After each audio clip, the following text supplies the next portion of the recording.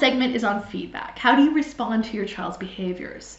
We know that not everything we do is perfect, and kids are growing and developing all the time. And sometimes as a parent, you want to guide them on how to do better. How should you do that? Well, it's important to try to be supportive and also make sure your feedback contains a lot of information. So what we call is informational feedback and supportive feedback. So we already had like the two spectrums there, responsiveness and demandingness. This is a little bit different. It has supportiveness and it has information. And so you want to be high in both. Perhaps you're trying to guide a child through learning to print letters, but it's not coming out quite right. Some of the letters are a bit off. You might say something like, in a very nice voice, "No, that's not right." And even though you mean it in a loving way, that's not so informational. It doesn't tell them which part of their writing is wrong, and it's not the most supportive. So maybe you try and get more informational. And so you specify it's the D's. Your D's are way too sloppy, or your D's have big loops on them. That's at least letting them know what the problem is. That's informational, but it's still not supportive. Even if it's said in a loving tone, it could be a little bit better in helping them to feel more confident. And you can imagine how these things could be said in nasty tones too, like, "No, that's not right. Your D's are way too sloppy." We want to make sure it's supportive and informational. Something that's supportive but not informational is just overdoing the praise. Like, "Great, keep trying," even though they really need you to guide them. That might make them feel good in the moment. It's not going to help foster their skills. So the combination of informational and supportive is when you can label exactly what they need to do, make them feel good about themselves, but help them with the next step. So something like, if you start at the top, it's easier to print your D's without the giant loops.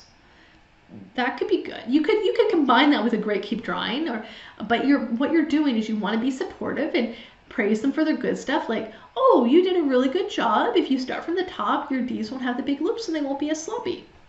That could be a little bit better. Of course, every child's an individual, and you're going to know through trial and error what they receive better than others. But as a key sort of information, it's always good to combine informational and supportive in your feedback to kids. Now, it's also always good to provide positive feedback first, and there's this kind of notion of a sandwich, some positive feedback, some constructive critical feedback, and then end with a positive feedback again. The construction sandwich is pretty good. And if they are frustrated with things, labeling their feelings, labeling the problems can really help you out. Now, once in a while, we have to punish our kids, as a matter of fact, and some tips can help that punishment go down a little bit easier. We know that when you're going to punish kids, it's good to model how you want your kid to behave. You don't want your kid to be angry and out of control, so it's important for you to not be angry and out of control. They're going to model exactly what you do. So when you discipline your kids, it's really important to be calm yet firm. You want to make sure they understand these are the rules and they can't go beyond these rules. So you're going to be firm in that. "No, it's bedtime. No, I told you it's bedtime." But you don't want to yell or go really harsh with it. You want to stay calm with that. It can sometimes be hard to do that. We're emotional beings too, but in an ideal circumstance. Another thing that makes punishment work easier is if you're consistent. If bedtime is bedtime every day. Not that some nights of the week they get to stay up late, but that you're consistent with that's a rule in your household. If they did something wrong and they need a punishment, it's important for that punishment to come immediately. Sometimes this is impossible, but ideally it is really critical. And that's because if you want punishment to work, if you want punishment to teach children not to do it again, the best way for it to teach them not to do it again is for it to happen immediately. So if they break something, they need to clean it up immediately. Or if they did something that went against your household rules, that needs to be called to their attention immediately. If it's many hours later or the day after the fact, they're going to have a hard time cognitively pairing that together. And you can't expect them to learn from just that one instance. It needs to be consistent and immediate. Also, if you want them to learn from the rules in an effective and efficient manner, it's important for rules to be logical and restorative.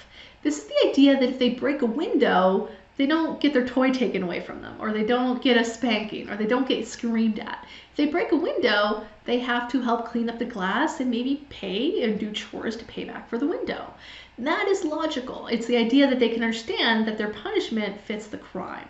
For instance, if a child draws on the wall, it's not that they have to go stand in a corner. It's that they have to help you clean up the wall, or that they have to give away their crayons, or something that they can't use the crayons the rest of the day while you clean. It's something that logically matches it. So logical punishment is the idea that there is a logical loop there in why the punishment matches it. Now, sometimes punishments, when they're done well, they don't even seem like punishments. This is the idea that if a child makes a mess, you're not angry. You're just like, oh, here's the mop, here's the sponge, you clean it up. You're not angry about it. You're not saying, oh, I can't believe you did that. For your punishment, you have to clean it up. You don't need to formalize punishment like that. It's just the idea, oh, okay, you dropped that. Here, I'll get you this. I'll get you the clean materials. You can do it. If you keep a happy demeanor about it, they still learn their lesson, and they don't go into emotional distress about it. We actually find you learn better without the emotional distress. Sometimes we have to give feedback to a kid after they have blown out of control. They've had a meltdown, they were angry and they were destructive, or they were sad and they ran away and did something that was not safe. And so in these situations, maybe we want to teach them coping strategies. So this is the idea that working on their anger management skills, teaching them how to be calm, teaching them about alternatives to do when they're angry. Let's say a child is hitting or being aggressive when they're angry. Well, teaching them alternatives to do when they're angry. Maybe they want to go to the keyboard and play loud music when they're angry instead, or draw a picture, or maybe you teach them to dance when they're angry. Something that's not going to be aggressive. And then that can help them to have new outlets for these skills. Punishment tends to go a little bit easier when you're able to share your perspective. If you're able to explain to the child why what they did was not acceptable, they tend to learn better from this. Of course, explaining it in a non-yelling, non-angry tone. We want to model how we want the kids to behave.